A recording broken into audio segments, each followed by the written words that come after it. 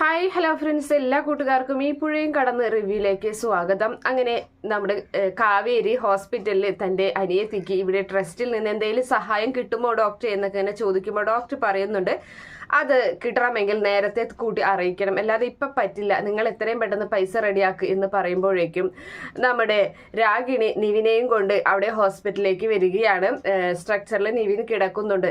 അപ്പോൾ എന്ത് പറ്റിയതായെന്ന് ഡോക്ടർ ചോദിക്കുന്നുണ്ട്. ആക്സിഡന്റ് ആ ഡോക്ടർ, 2 വീലർ എന്ന് പറയുമ്പോൾ പെട്ടെന്ന് തന്നെ കാഷ്വാലിറ്റിയിലേക്ക് കൊണ്ടുപോയി അവിടെയാണ് എന്ന് പറഞ്ഞ് ഡോക്ടർ രാഗിണിക്ക് വേണ്ട നിർദ്ദേശങ്ങൾ കൊടുക്കുകയാണ്. അപ്പോൾ കാവേരി അവരിങ്ങനെ നോക്കുന്നുണ്ട്. പക്ഷെ ബാക്ക് സൈഡ് ആയതുകൊണ്ട് തന്നെ അവൾക്ക് അത് അവരാണെന്നുള്ള വ്യക്തമായി മനസ്സിലാകുന്നുമില്ല.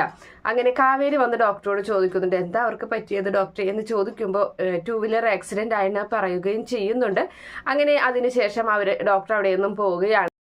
പിന്നീട് നമ്മുടെ നരന്റെ മുത്തശ്ശനും മുത്തശ്ശിയും റൂമിൽ കിടക്കാൻ നേരം മുത്തശ്ശി നരന്റെ കാര്യം പറഞ്ഞിങ്ങനെ വിഷമിക്കുകയാണ്. അപ്പോൾ മുത്തശ്ശി പറയുന്നുണ്ട്, എന്നാലും എൻ്റെ മോനെന്താ ഇങ്ങനെയായിപ്പോയത്, അവനൊരു വിവാഹത്തിന് സമ്മതിക്കുന്നില്ലല്ലോ, അവനൊരു കൂട്ട് വേണ്ടേ, നമ്മൾ എത്ര കാലം ജീവിച്ചിരിക്കും, നമ്മളുടെ കാലം കഴിഞ്ഞാൽ അവന് പിന്നെ ആരാണ് ഉണ്ടാവുക, നമ്മൾ കാലം കഴിഞ്ഞ് നമ്മളുടെ മകളുടെ അരികിലേക്ക് എത്തുമ്പോൾ ആ മകൾ നമ്മളോട് ചോദിക്കില്ലേ അവന് വേണ്ടി നമ്മൾ എന്താ ഇവിടെ ചെയ്തു വെച്ചതെന്ന്, അവനൊരു കൂട്ടില്ലാതെ ആക്കാതെ പോയതിനൊക്കെ അവൾ കുറ്റം പറയില്ലേ എന്നൊക്കെ ഇങ്ങനെ പറഞ്ഞ് സ്വയം കുറ്റപ്പെടുത്തിക്കൊണ്ടിരിക്കുകയാണ്. അപ്പോൾ ആ സമയത്ത് മുത്തശ്ശൻ പറയുന്നുണ്ട്, നീ ഒന്ന് സമാധാനപ്പെട്, നീ മിണ്ടാതിരിക്കാൻ അംബിക, നീ ഒന്ന് കിടന്നുറങ്ങാൻ നോക്കി എന്ന് പറഞ്ഞ്, അപ്പോൾ എനിക്ക് സഹിക്കാൻ പറ്റുന്നില്ല രഘുവേട്ട എന്നൊക്കെ ഇങ്ങനെ പറഞ്ഞങ്ങനെ വിഷമിച്ച് കിടക്കുകയാണ്. അല്പസമയത്തിനുള്ളിൽ തന്നെ ഈ മുത്തശ്ശിക്ക് വല്ലാത്ത നെഞ്ചിൽ വല്ലാത്ത നെഞ്ചുവേദനയും ശ്വാസമുട്ടും എന്തൊക്കെയോ പ്രയാസങ്ങളൊക്കെ അമ്മൂമ്മയ്ക്ക് തോന്നുകയാണ്.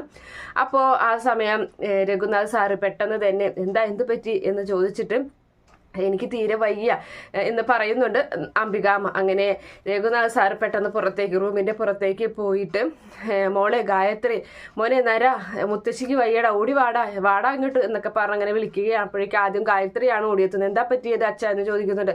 മോളെ അമ്മ എന്ന് പറയുമ്പോൾ അപ്പോൾ വേഗം ഗായത്രി അമ്മയുടെ അരികിലേക്ക് ചെല്ലുന്നുണ്ട്. അപ്പം തന്നെ നരനും വരികയാണ്. എന്താ പറ്റിയെന്ന് ചോദിക്കുമ്പോൾ മുത്തശ്ശിക്ക് തീരെ വയ്യ, നിന്റെ കാര്യങ്ങൾ പറഞ്ഞ് മനസ്സ് വിഷമിച്ച് കിടക്കുകയായിരുന്നു എന്ന് പറഞ്ഞ് അങ്ങനെ പെട്ടെന്ന് തന്നെ നരൻ കൈകളിൽ മുത്തശ്ശിയെ എടുത്ത് പെട്ടെന്ന് കാറിൽ കയറ്റി കൊണ്ടുപോവുകയും ചെയ്യുന്നുണ്ട്. അതിനുശേഷം നമ്മുടെ വിനീതിനെയാണ് കാണിക്കുന്നത്. വിനീത് പള്ളിയിൽ അച്ഛൻ്റെ അരികിൽ വന്നിരിക്കുകയാണ്. അപ്പം അച്ഛനോട് പണം നഷ്ടപ്പെട്ട കാര്യം വിനീത് പറയുന്നുണ്ട്. അപ്പം അച്ഛൻ പറയാണ്, ഇത്രയധികം പൈസ നഷ്ടപ്പെട്ടോ, എന്നാലും വിനീത് നീ എന്ത് കാര്യമായി ചെയ്തത് എന്നിങ്ങനെ ചോദിക്കുന്നുണ്ട്. പറ്റിപ്പോയി അച്ഛ എന്ന് പറയുകയാണ്. എന്തായാലും ഇനിയിപ്പോൾ ആ ഒരു കുഞ്ഞിൻ്റെ കാര്യം എന്താവും, ഈ പള്ളിയിൽ നിന്ന് എന്തെങ്കിലും ഒരു ട്രസ്റ്റിലേക്ക് എന്തെങ്കിലും ഒരു സഹായം കിട്ടുമോ എന്നിങ്ങനെ ചോദിക്കുകയാണ്. അപ്പോൾ സഹായമൊക്കെ കിട്ടും, പക്ഷെ ഇത്ര വലിയ എമൗണ്ട് ഒന്നും കിട്ടത്തില്ല. പിന്നെ അത് തന്നെയല്ല, അത് ശരിയായി വരണമെങ്കിൽ എന്തായാലും മാസങ്ങൾ പിടിക്കും. ആ കൊച്ചിനെ ഹോസ്പിറ്റലിൽ അഡ്മിറ്റ് ആക്കിയെന്നല്ലേ പറഞ്ഞത് എന്ന് പറയുമ്പോൾ അതെ എന്ന് പറയണം. അപ്പം പെട്ടെന്നൊന്നും ആവില്ല വിനീത്, നീ എന്തായാലും പ്രാർത്ഥിക്കും, ഞാനും പ്രാർത്ഥിക്കാം ദൈവത്തിനോട്. പിന്നെ നീ അവിടെ ഓഫീസിലോട്ട് ചെല്ല്, നിനക്ക് വേണ്ട കാര്യങ്ങളൊക്കെ ഞാൻ അവിടെ പറഞ്ഞ് ഏൽപ്പിച്ചിട്ടുണ്ട്, പറഞ്ഞ സമയത്തിനുള്ളിൽ പറഞ്ഞ ഡേറ്റിൽ തന്നെ തുന്നി കൊടുക്കണം കേട്ടോ. അത് അവിടെ ചെന്നാലും നിനക്ക് അതിനുള്ള മോഡലും ആ തുണികളൊക്കെ അവിടെ നിന്ന് തരുമെന്ന് പറയണം. നീ റൂം കണ്ടെത്തിയോ എന്ന് ചോദിക്കുന്നുണ്ട് കട. അപ്പം ഇല്ല അച്ഛാ, അതിനൊക്കെ ഒരുപാട് പൈസ വേണ്ടേ, അതുകൊണ്ട് പറ്റിയിട്ടില്ല, എന്തായാലും ഞാൻ വീട്ടിലിരുന്ന് തയ്ച്ചോളാം, എന്തായാലും കുഴപ്പമില്ല എന്നും പറഞ്ഞിട്ട് അച്ഛൻ അവിടെ നിന്നും പോവുകയാണ്. വിനീത് ഓഫീസിലോട്ടും പോകുന്നുണ്ട്. അങ്ങനെ അതിനുശേഷമാണെങ്കിൽ നമ്മുടെ കാവേരി വീട്ടിൽ വന്ന് അങ്ങനെ ഇരുന്ന് വിഷമിക്കുകയാണ്. അപ്പോൾ ഡോക്ടർ പറഞ്ഞ കാര്യങ്ങളെല്ലാം തന്നെ അവളിങ്ങനെ ഓർത്ത് സങ്കടപ്പെടുകയും ചെയ്യുന്നുണ്ട്. അപ്പോൾ ആ സമയത്താണ് അപ്പുറത്ത് നമ്മുടെ ശിവൻ. അപ്പോൾ അവിടെ മറ്റാരുമില്ല, ശിവനും സീമ എന്ന് പറയുന്ന ആ ജോലിക്കാരി മാത്രമേ ഉള്ളൂ. അപ്പോൾ ശിവന് ഫോണിൽ എന്തോ കോമഡി കണ്ടിട്ട് പൊട്ടിച്ചിരിക്കുകയാണ്. ആ പൊട്ടിച്ചിരി കേട്ടിട്ടാണ് നമ്മുടെ കാവേരി ആ ഒരു സ്വപ്നത്തിൽ നിന്ന്, ആ ഒരു വിഷമത്തിൽ നിന്ന് ഞെട്ടി ഉണരുന്നത്. എന്നിട്ട് അപ്പോൾ അവളിങ്ങനെ പറയുകയാണ്, അത് ശരി, ഇവിടെ മാത്രം ശബ്ദം ഉണ്ടാക്കാൻ പാടില്ലാത്തതുള്ളൂ, അവർക്ക് പിന്നെ എന്തു ആകാമല്ലോ, ഇയാളുടെ തലമണ്ട അടിച്ച് പൊളിക്കാനായിട്ട് അയാൾ അവിടെ ഇല്ലേ എന്നിങ്ങനെ ചോദിക്കുകയാണ് കേട്ടോ. അപ്പോഴേക്കും നമ്മുടെ സീമ എന്ന് പറയുന്ന ആ ജോലിക്കാരി ശിവന്റെ അരികിലേക്ക് വന്നിട്ട്, സാറേ ജോലിയൊക്കെ കഴിഞ്ഞു എന്ന് പറയണം.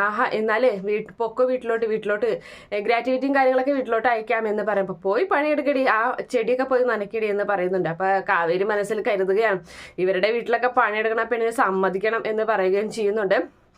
അല്പസമയത്തിനുള്ളിൽ തന്നെ നമ്മുടെ മുത്തശ്ശിയെയും കൊണ്ട് നരനൊക്കെ വരികയാണ്. അപ്പോൾ മുത്തശ്ശിയെ താങ്ങി പിടിച്ച് അകത്തേക്ക് കൊണ്ടുപോകുന്നുണ്ട്. അപ്പോൾ കാവേരി മനസ്സിൽ കരുതാണ്, അത് ശരി, അയാളിവിടെ ഉണ്ടായിരുന്നില്ല, വെറുതെ അല്ല, അതുകൊണ്ടാണ് ഈ ഒച്ചയും ബഹളം ഉണ്ടായിരുന്നത്, അയാളുണ്ടെങ്കിൽ ഇവിടെ സംസാരിക്കാൻ പോലും പറ്റിയില്ലായിരുന്നു. എന്നാലും മുത്തശ്ശിക്ക് അംബികാമയ്ക്ക് എന്തായിരിക്കോ പറ്റിയത് എന്നിങ്ങനെ കാവേരി മനസ്സിൽ കരുതുന്നുണ്ട്. അങ്ങനെ അംബികയെ അങ്ങോട്ട് കൊണ്ടുപോകണം. അപ്പോൾ അംബിക പറയുന്നുണ്ട്, ഒരു ഭാഗത്ത് നരനും ഒരു ഭാഗത്ത് ഗായത്രിയും പിടിച്ചിരിക്കുകയാണ്, വേണ്ട മക്കളെ, രണ്ടുപേരെന്നെ പിടിച്ചുകൊണ്ട് പോകേണ്ട ആവശ്യമൊന്നുമില്ല, മുത്തശ്ശിക്ക് അങ്ങനത്തെ കുഴപ്പമൊന്നുമില്ല എന്ന് പറയുകയാണ്. അപ്പോൾ അവര് പിടിച്ചോട്ടെ എന്ന് രഘുനാഥ് സാറ് പറയുകയും ചെയ്യുന്നുണ്ട്. അപ്പൊ ശിവം ഇങ്ങനെ മുത്തശ്ശി തൊടുന്നൊന്നുമില്ല എങ്കിലും പതുക്കെ അമ്മേ, പതുക്കെ വാ അമ്മേ, വാ, സൂക്ഷിച്ച് എന്നൊക്കെ ഇങ്ങനെ പറഞ്ഞ് കൊണ്ടുപോവുകയും ചെയ്യുന്നുണ്ട്. അങ്ങനെ അകത്തേക്ക് കൊണ്ടുപോവുകയാണ്.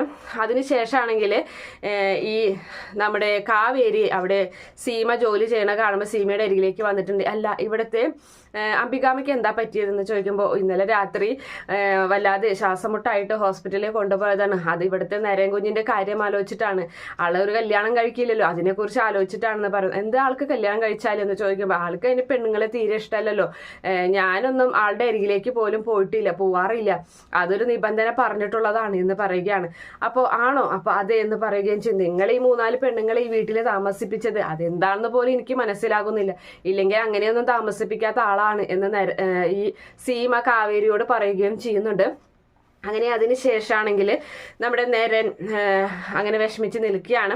പുറത്ത് വന്നിട്ട് മുത്തശ്ശിയുടെ കാര്യം ഇങ്ങനെ ആലോചിച്ചിട്ട് അപ്പോൾ അവിടേക്ക് ഗായത്രി വരുന്നുണ്ട്. അപ്പോൾ ഗായത്രി പറയുകയാണ്, മോനെ നീ ഇങ്ങനെ വിഷമിച്ച് നിൽക്കല്ലേ, നോക്കിയ അമ്മയുടെ ഒരു അവസ്ഥ നീ ഒന്ന് നോക്കിയേ, അമ്മ നിന്റെ കാര്യം ആലോചിച്ചിട്ടാണ് ഇപ്പോൾ ആശുപത്രിയിലായത്, ഡോക്ടർ പറഞ്ഞത് ഓർമ്മയുണ്ടല്ലോ, ഇനി ഇതുപോലെ ശ്വാസം മുട്ട് വന്നു കഴിഞ്ഞാൽ ഇതുപോലത്തെ വിഷമങ്ങളൊക്കെ വരാതെ നോക്കണമെന്നാണ് പറഞ്ഞത്, വന്നു കഴിഞ്ഞാൽ ഒരു പക്ഷേ ആളെ കിട്ടില്ലെന്നാണ് പറഞ്ഞിട്ടുള്ളത്, അച്ഛന് 80 വയസ്സ്, അമ്മയ്ക്ക് 75 വയസ്സുമായി, ഇനിയിപ്പോൾ എന്തായാലും അധികം നാളൊന്നും അവരൊന്നും ഉണ്ടാവില്ല, നിന്റെ കാര്യം ആലോചിച്ചിട്ടാണ് അവർക്ക് വിഷമം, നിനക്കൊരു കൂട്ടില്ലല്ലോ എന്ന് ആലോചിച്ചിട്ട്, പിന്നെ അവരെ ആ ഒരു മനസ്സിലെ ആ ഒരു വിഷമം, ആ ഒരു വേദന മനസ്സിലിട്ടിട്ട് ആ ഒരു ആഗ്രഹം നടക്കാതെ അവർ ഈ ഭൂമിയിൽ നിന്ന് പോകേണ്ടി വന്നു കഴിഞ്ഞാൽ നിനക്കെന്തായാലും സാധിച്ചു കൊടുക്കാൻ പറ്റാത്തൊരു കാര്യമൊന്നുമല്ലല്ലോ നര, നീ അത് പിന്നീട് നീ ദുഃഖിക്കും, മുത്തശ്ശനും മുത്തശ്ശിക്കും അത് ചെയ്ത് കൊടുക്കാൻ സാധിച്ചില്ലല്ലോ എന്ന് ആലോചിച്ച് നീ വിഷമിക്കും എന്നിങ്ങനെ ഗായത്രി പറയുകയും ചെയ്യുന്നുണ്ട്. എന്നിട്ട് അങ്ങോട്ട് അകത്തേക്ക് പോവുകയാണ്. അപ്പോൾ ഈ പറയുന്ന നരൻ അതിനെക്കുറിച്ച് തന്നെ ആലോചിക്കുകയാണ്, ഇളയമ പറഞ്ഞതിനെ കുറിച്ചിട്ട് അത് ശരിയാണ്, അങ്ങനെ ഒരു അവസ്ഥ ഉണ്ടായിക്കഴിഞ്ഞാൽ തനിക്ക് അത് കുറ്റബോധത്താൽ അത് നിൽക്കാൻ പോലും പറ്റില്ല, അതൊരു വല്ലാത്തൊരവസ്ഥയായി മാറും, മുത്തശ്ശന്റെ ആഗ്രഹം സാധിക്കാതെ അവർ ഈ ഭൂമിയിൽ നിന്ന് പോയി കഴിഞ്ഞാൽ എന്നുള്ള കാര്യമൊക്കെ ഇങ്ങനെ ആലോചിക്കുകയും ചെയ്യുന്നുണ്ട്. അതിനുശേഷമാണെങ്കിൽ നമ്മുടെ കാവേരി ഈ അംബികാമ്മയുടെ അരികിൽ വന്ന് ഇരിക്കുകയാണ്. അപ്പൊ രഘുനാഥ് സാറും ഉണ്ട്. അപ്പൊ കാവേരി ചോദിക്കുകയാണ്, എങ്ങനെയുണ്ട് അമ്മയെന്ന് ചോദിക്കുമ്പോൾ ഇപ്പൊ കുഴപ്പമില്ല മോളെ എന്ന് പറയാണ്. അല്ല, ഞാനൊരു കാര്യം ചോദിക്കട്ടെ, നിങ്ങളുടെ ഈ കൊച്ചുമകനോട് ഒരു കല്യാണം കഴിക്കാൻ പറഞ്ഞൂടെ, നിങ്ങളെന്താ ഇങ്ങനെ, അയാൾ എന്താ കല്യാണം കഴിക്കാത്ത, അയാൾക്ക് എന്തെങ്കിലും കുഴപ്പമുണ്ടോ എന്ന് ചോദിക്കുകയാണ്. അപ്പോൾ നമ്മുടെ നരൻ ആ റൂമിന്റെ പുറത്ത് ഇവളെ ഇങ്ങനെ എത്തിച്ചു നോക്കുകയാണ്. അപ്പൊ ഇങ്ങനെ അവള് പറയുന്നുണ്ട്, അല്ല അയാൾക്ക് എന്താ പെണ്ണുങ്ങളെ കാണുന്നത് ഇഷ്ടമല്ലാന്ന് ഇവിടുത്തെ സീമ ചേച്ചി പറഞ്ഞല്ലോ, അപ്പൊ അയാൾക്ക് എന്തെങ്കിലും കുഴപ്പമുണ്ടോ പെണ്ണുങ്ങളെ കാണുമ്പോൾ?